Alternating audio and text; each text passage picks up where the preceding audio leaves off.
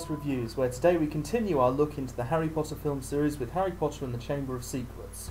The movie starts as the last one did, with the Warner Brothers logo appearing out as the strains of the theme music play, followed by the title.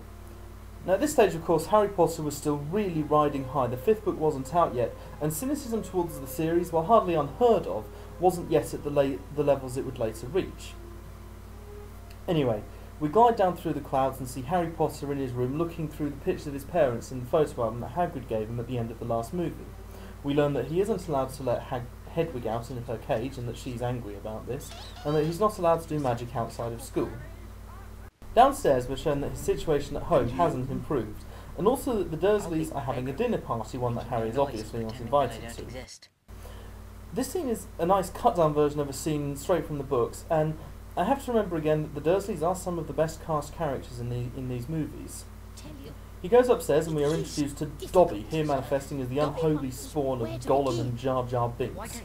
He warns Harry that he can't go back to school in the middle of a rather disturbing slapstick routine, and also that he's been stealing Harry's mail.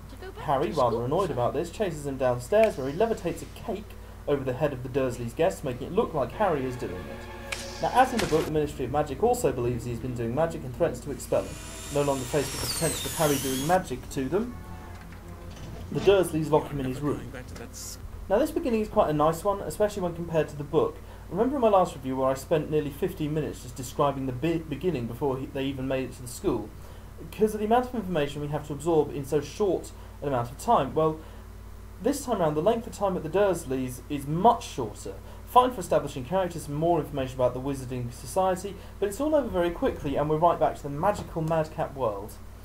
The Weasleys come and rescue him in the dead of night, and the iconic flying Ford Anglia whisking him away to the burrow, where the Weasley clan lives. Here we meet Arthur for the first time and get a proper introduction to Ginny, played by Bonnie Wright. They receive their Hogwarts letters and travel by Floo powder to Diagon Alley, Floo powder being one of the more insane magical methods of transport in this world. Harry emerges in Borgia and Burke's and heads out into Nocturne Alley, where after meeting some stereotypical dark wizards, he meets Hagrid and is led into the more familiar Diagon Alley, which is still as magical as it always is. Cutting out the subplot about the Malfoys isn't too bad, since it was one of the smaller subplots from the book. They meet up with Hermione and rush over to the bookstore, where Kenneth Branagh is making his entrance. God, I love this casting, especially in the early movies. Dear Lord, is this one of the epic ones. Gilderoy Lockhart, well-known over-the-top braggart and large ham, being played by Kenneth Branagh, well-known finely cured ham with a side of fine Devonshire cheese. Look at that smile, you just know he's a prick.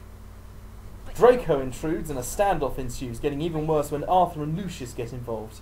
I do wish they'd include the actual fist fight from the book, because it was hilarious, but then it might have taken more time out of the movie, which by this point is already about 20 minutes in. What I like about this movie is that the pacing is much tighter than the previous one. Where the first one took over 10 minutes before we even introduced Hagrid, it was easy to have large sections of the plot where nothing was happening, and not so in this film. Lucius Malfoy, continuing the tradition of these movies to try and hire every single moderately well-known British actor from the last 20 years, is played by Jason Isaacs. I mean, it's almost like playing a Peter Molyneux game sometimes watching these films. We have some really quite subtle foreshadowing, which to the director's credit isn't given so much attention that it becomes obvious as in the last film, and we travel to King's Cross, where Harry and Ron are unable to get through the barrier. Being possessed of the minds of 12-year-olds, they decide that the flying car is the sensible option to get to the school in time, rather than, sending a message ahead. Unfortunately, I can't take credit for this observation, since McGonagall points it out in the book almost immediately, but still. We have one of the more unnecessary deviations from the book as they follow the train, with the train chasing them and Harry ending up dangling out of the side of the train car. It does give us, though, the hilarious, if inaccurate, image of Hedwig's eyes widening. What I find interesting about this is that apparently no one inside the train saw a flying Ford Anglia or a boy dangling out of the side door. Seriously, you'd think it would merit a mention. Anyway, they follow it to Scotland, fuel apparently not being a concern for flying cars, and once there they crash into the Whomping Willow. What is interesting is to note that apparently the tree is on the school grounds in this movie. I'd discuss Hogwarts' bizarre architecture more, but JK actually deliberately included it so people can whine about it. The tree beats them up, Ron does some hilarious voice-breaking screaming, and the car catapults them onto the lawn. The boys get caught sneaking in, and we have a great little scene with Alan Rickman dramatically pausing for all he's worth. Richard Harris appears in his last screen role here, and they are warned about being on their best behaviour. I'd like that to ever stop any child before, let alone these two. The first lesson we see is herbology, where we get some Chekhov's exposition dumped on us, and Hermione gets to be a nerd some more. Yeah, I do like her in these early movies, where she was just a know-it-all instead of... Well, I'll get on to that in the next review. Mandrakes and a running joke finished, we head to the Great Hall, where we actually get a quite nice nod to the books as we see that Percy Weasley is walking along with Penelope Clearwater. We're introduced now to Colin Creevey, and Ron receives a howler, and I've always liked the idea of these, although the execution does puzzle me a bit. How do you enclose a screen? Why do they explode when you leave them? Oh, whatever, I'm sure there's some explanation somewhere online. I do like the self-cannibalising that the movie adds, though. On to Lockhart's first lesson. Branner is hilarious here, especially where he laughs at his own jokes, and the dreamy looks on the girls' faces is certainly worth a chuckle.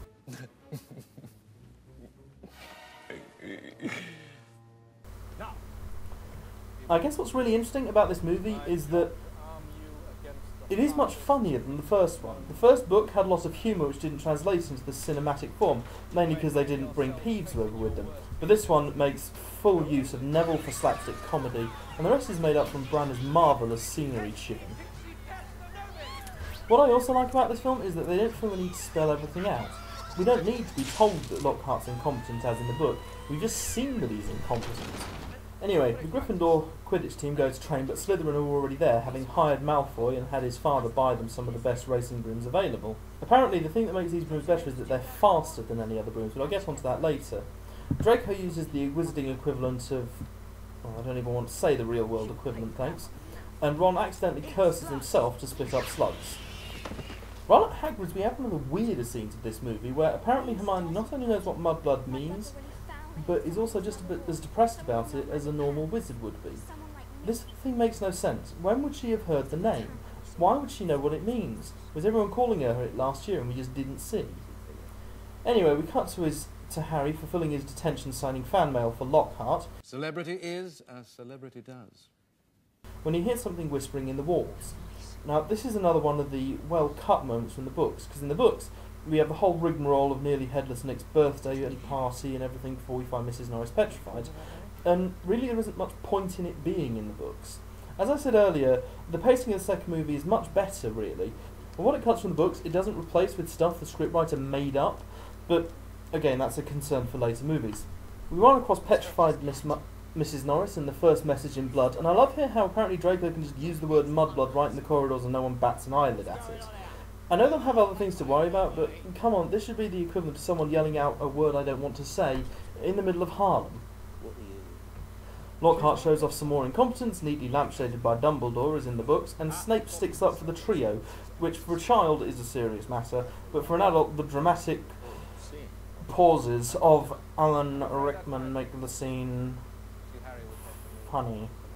The Chekhov's mandrakes are mentioned, and we settle into everyday Hogwarts life. Discuss the creepy events, 1, 2, seemingly unconnected events which actually have a deeper significance, 3, 4. In the Transfiguration scene, Ron's wand goes wrong, foreshadowing, and McGonagall explains the Chamber of Secrets pretty much as lifted straight from the book, where it was Mr. Bin, the history teacher's job.